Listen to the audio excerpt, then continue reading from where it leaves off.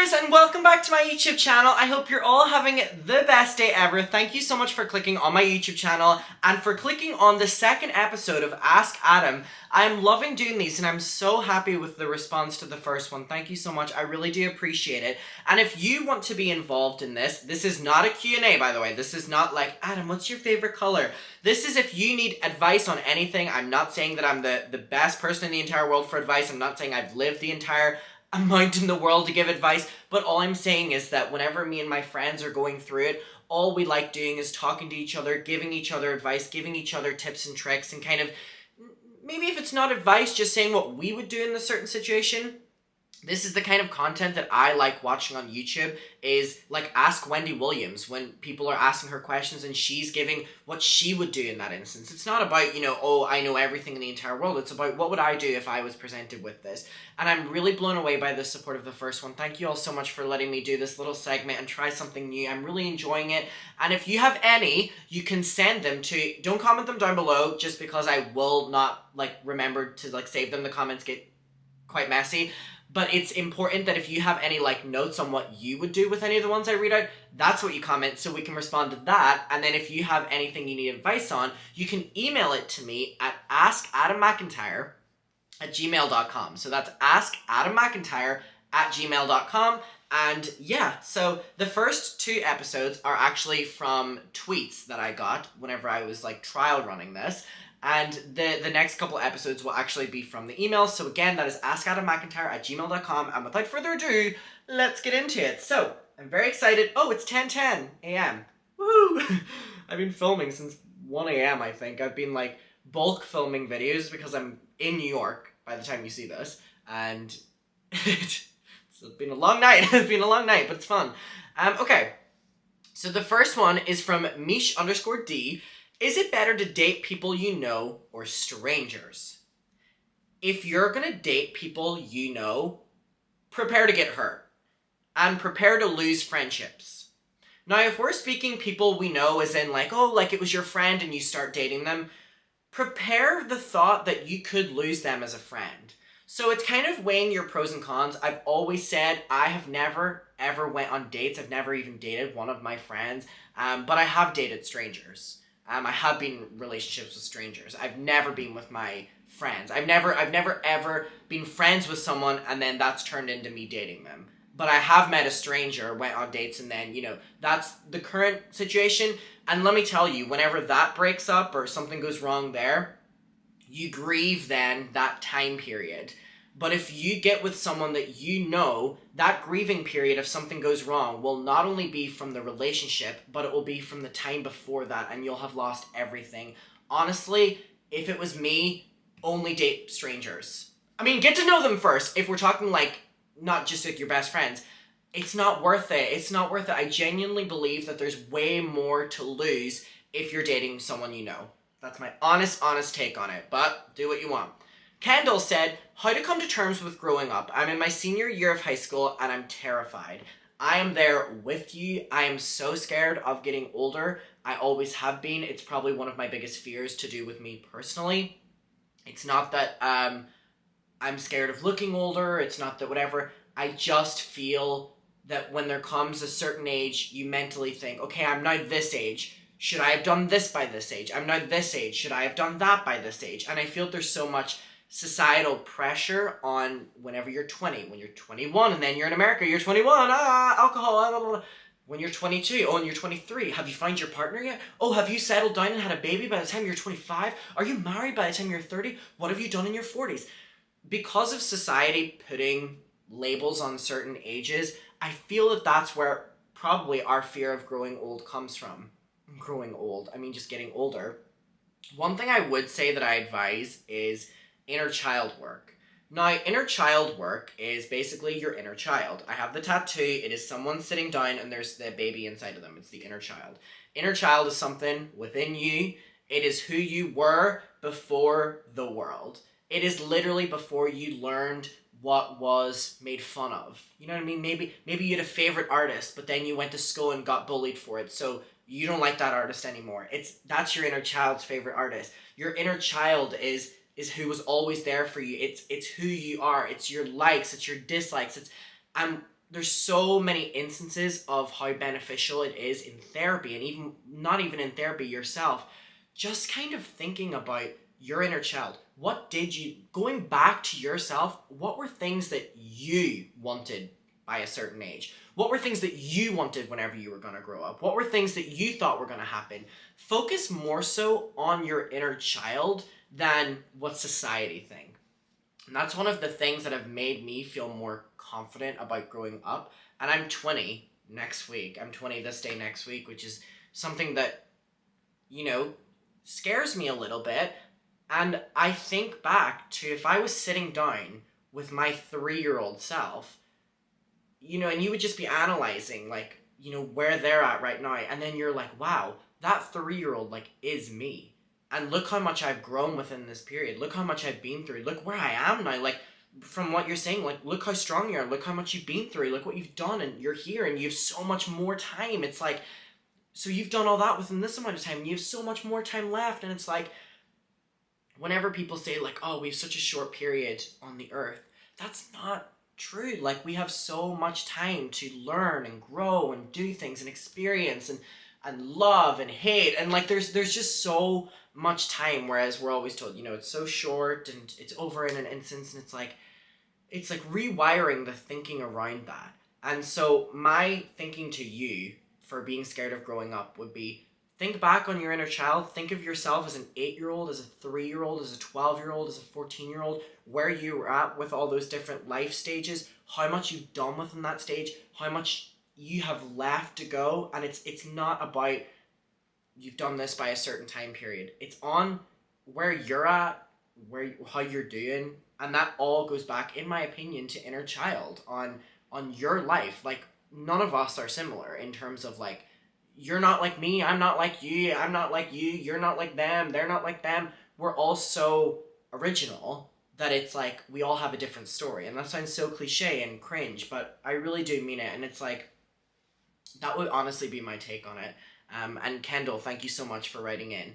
Mia said, how do I make new/better friends? I have had some terrible friends in the past who treated me so poorly, and they have made me scared to make new friends in case I get treated the same way. Any advice? All right. Come closer to Adam. It's all about boundaries. Beware when people cross your boundaries, and also set them. And that's how you'll weed a lot of people out. It's as simple as that. So many people will also take you for granted. And there's only so many times now, if I make new friends, that I allow people to take me for granted. If they're reckless with your time, they don't show up to plans, or when they're there, they're not making you feel the greatest or whatever like that. It's those early stages, those first couple weeks, that as hard as it is, you have to be like, this is not for me. And you don't have to have a big confrontation with them. You can just do what I do and kind of ghost them. Sorry. I mean, that's probably not the best advice to do, but it's protecting yourself, protecting your inner peace is very important. And those first couple weeks, if you feel that this is not being reciprocated, you're not being valued, get out. Stop responding to them. Stop reaching out to them. Because I would assume it's probably you reaching out to them more if they're treating you like that. There is something to be said about how we will settle because we have good memories of people and we always think back to that. But we need to rewire as well to think that it shouldn't be once every 4 weeks I have a great day with this person where I feel amazing. It should be most days, every day. We have a connection. And if you don't feel that with someone, if you don't feel it's being reciprocated, there's no need to keep it up just for the sake of having friends. Would rather have one person than 100 people, I'm going to be honest. And that's exactly what I would say. So the next one is from Bripk. My BF just told me he thought we were just friends and that he wants me in his future but isn't ready for a relationship right now. I'm really hurt because I thought we were dating. He kind of led me on. Should I wait for him or should I find someone else? Do not wait for him. Do not wait for him. Let me tell you. I'm not ready for a relationship right now, but I would like to still, pretend that we are. No. That is someone who doesn't want you. I'm sorry. To put it as blunt as possible, that is someone who doesn't want you enough. And you're not second best. You're not second best. I'm not saying he has someone else because I doubt it, but he's not making you his number one. in any relationship, it literally is just that. He could have told you in 2 months, I think I'll be ready. And then in 2 months, oh, another month, another month, another month. Do not waste your time.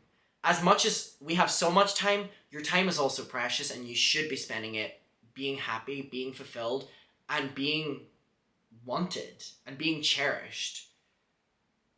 Babe, I'm sorry to say it. Leave him. Leave it. It's not worth it.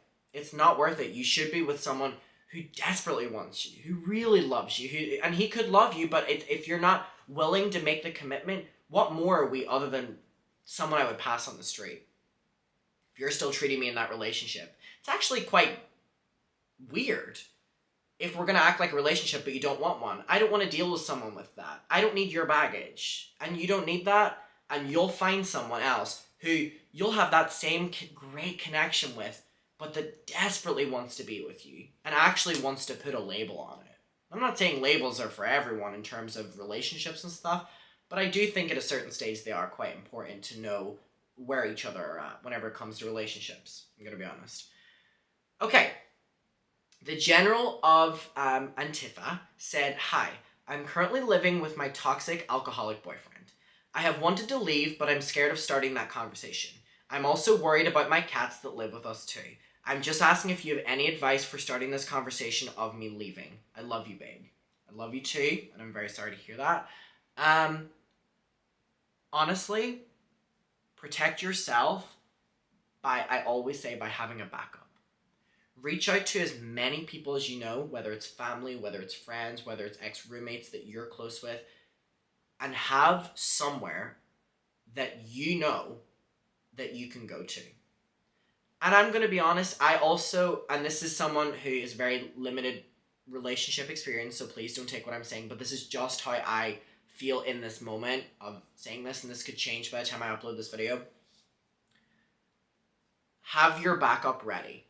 If you are going to move in with your family, move in with your friends, move in with an ex-roommate, or maybe find that within that time now, you know, like find a roommate, and you can sit down and have that, and the cats, you know, can be easily accessible to bring them with you, and you can have that conversation with him, and if that conversation doesn't go well, you now have somewhere to go. The cats now have somewhere to go. Honestly, that would be what I would say in this. I'm not the greatest person to ask advice on. There are so many amazing resources and organizations and people out there. But what I will say to you is protect yourself, protect your animals, and have somewhere that you can go if you are going to have that conversation in the house, and keep yourself safe. And we all love you, and we're all rooting for you. And yeah, that would be what I would say. And I love you very much. Okay, Bewitched By said, "My best friend is a Cancer man, and I'm a very independent person who gets a lot of anxiety and overwhelmed easily. What do I do about this?" I assume a Cancer man means that they're outgoing. I don't know anything about star signs. What do I do about this? I can't handle his energy a lot of the time, and he constantly wants conversations about nothing and opinions on everything, and is way over dramatic. I feel that I can't give him criticism about anything or talk to him about anything bothering me. He takes it to heart, and it ruins his whole week. He won't drop it and makes comments about it. Now, my first question is, how long have you been friends with this person? Because this sounds like a friendship that's not working. You know, there's a difference in being overwhelmed by your friend having a lot of energy, and, you know, you're a more like quiet, timid person. But whenever your friend is not allowing you to come to them whenever you have a problem, or you're feeling overwhelmed, or you're not in a great place and you need to talk, that's what friends are for. I'm going to be honest, this friendship doesn't sound like it's working. And would you be happier just not talking to anybody instead of you trying to talk to someone and they're shutting you down? Because that's what this sounds like. I feel like there's two things here.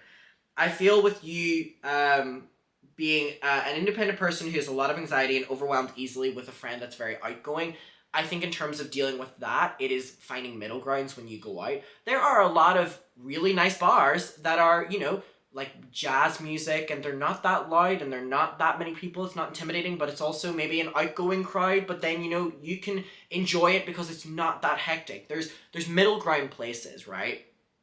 certain events, certain concerts that, maybe will be in the middle ground. But in terms of the other thing about, not feeling that you can reciprocate and talk and it just be shut down, it doesn't sound like the friendship's working, and you deserve a friend who wants to hear your problems and wants to not help you with it, but talk to you like what I'm doing right now and just be there. So, I'm going to be honest. Okay. We have one from Julia. I just met up with a boy that I liked, and I made a joke that he didn't like me, but we literally have so much in common, and he's so cute, but isn't talking to me anymore. He hit it and quit it, but Lord, he's fine. How can I get him to like me again? Julia, babe, unfortunately, a lot of people in the dating sphere do want to hit it and quit it, especially in the 20s. And that is, unfortunately, something that a lot of people are not equipped for, including myself. I'll put my hand up. I do not bode well in hookup culture. I catch feelings someone could look me in the eyes and I'll catch feelings. So that really doesn't work for me. And I think it's important to recognize that sometimes that form of dating or that form of, culture might not just be for you. In terms of you saying he hit it and quit it and he's not reciprocating anymore and he's not talking to you, I hate to be the bearer of bad news. I don't think it's worth it. And again, like I said a couple sections ago, you deserve someone who literally is head over heels with you.